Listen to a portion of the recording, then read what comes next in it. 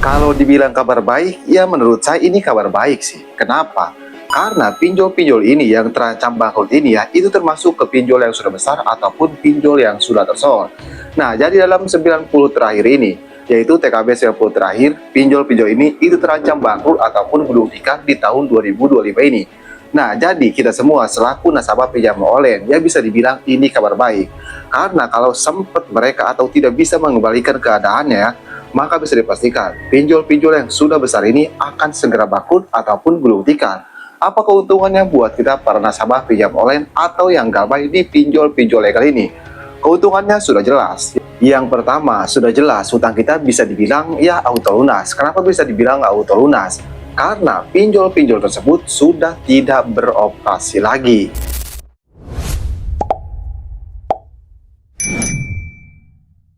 Tapi sebelum pembahasannya, buat kamu yang bergabung ke grup WA Kang Galbay, untuk linknya ada di deskripsi video ini.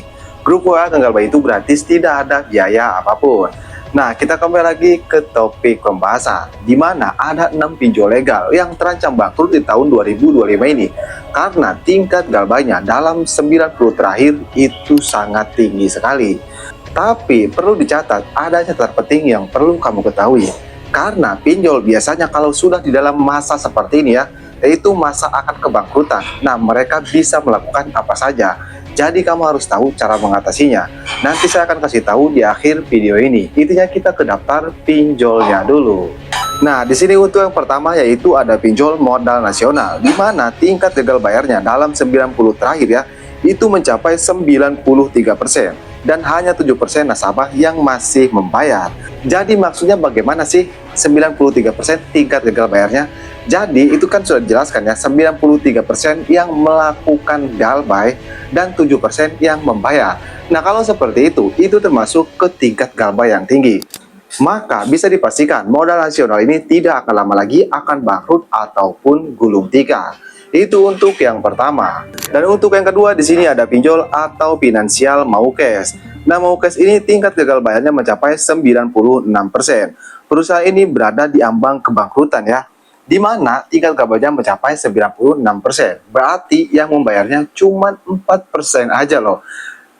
Bayangin, mereka mau dapat penghasilan dari mana? Mau dapat pemasukan dari mana? Dari 100% aja yang membayar cuma 4% doang. Bisa dipastikan mau cash ini ya, dalam beberapa bulan ke depan atau 1 bulan ke depan ya, bisa dipastikan akan bangkrut ataupun gulung tikar kalau tidak segera melakukan backup.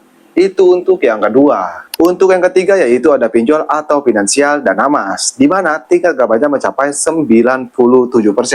Ini sangat tinggi sekali ya. Seperti yang kita ketahui, dana mas ini termasuk kesepuhnya para pinjol loh. Maksudnya, dana mas ini lebih dulu ada dibanding pinjol-pinjol yang lainnya. Maksudnya bukan lebih dulu ya, tapi emang udah termasuk ke pinjol yang sudah sepuh. Tapi di tahun 2025 ini, tingkat gagalnya mencapai 97%. Itu untuk yang ketiga. Dan untuk yang keempat yaitu ada pinjol atau finansial koin P2P. Nah, koin P2P juga tingkat gagalnya mencapai 94%, di mana yang membayarnya cuma 4% aja. Nah, itu untuk yang keempat. Untuk yang kelima yaitu ada pinjol atau finansial investri. Investri ini tingkat gagalnya sudah mencapai 96% di tahun 2025 ini. Berarti yang membayarnya cuma 4% aja. Tapi itu belum terlalu parah loh. Ada yang jauh lebih parah, yaitu pinjaman Go yang terakhir. Tingkat gagalnya mencapai 99%. Jadi cuma 1% aja yang membayar di pinjol pinjaman Go ini. Ya bisa dipastikan 1 bulan ke depan pinjaman Go ini mungkin tidak akan 1 bulan ya. Ya beberapa minggu pinjaman Go ini akan bangkrut ataupun gulung tikar. Karena tingkat gagalnya ini bukan tinggi lagi ya, tapi sisa 1% lagi. Meskipun ada backupan, kayaknya susah sih kalau sudah mencapai 99%. Cuman perlu dicatat, kalau pinjol sudah seperti ini ya, kamu jangan senang, kamu jangan bahagia. Kenapa? Karena justru di titik inilah mereka akan memburu nasabah yang galbay secara habis-habisan. Jadi, apa yang harus kamu lakukan supaya mereka tidak bisa memburu kamu atau tidak bisa meneror kamu secara terus-menerus? Yang pertama, kamu harus tahu dulu ya, 6 pinjol legal ini yang terancam bangkrut ini ya, mereka itu tidak memiliki desa lapangan. Jadi kamu nggak perlu takut, kamu nggak perlu panik.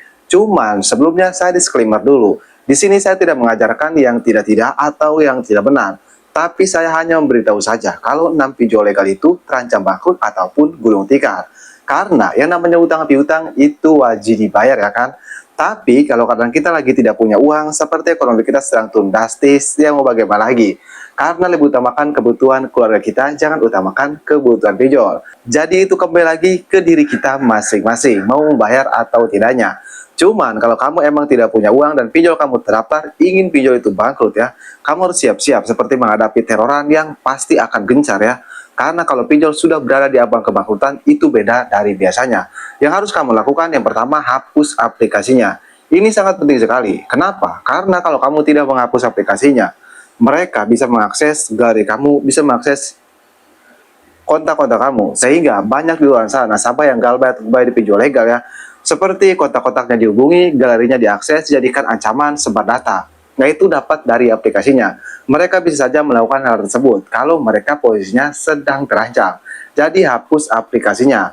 Untuk yang kedua, kamu bisa ganti kartu HP, ganti WA, ganti email. Ini sangat penting sekali supaya pinjol-pinjol ini tidak ada akses lagi untuk meneror kalian.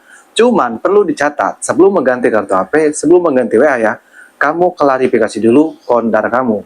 Kamu bilang ke kondar kamu, kalau ada desa pinjol legal, neror nge-WA atau nge-SMS ya, nggak usah direspon, biarkan aja. Karena kalau direspon, nanti mereka akan neror secara terus-menerus.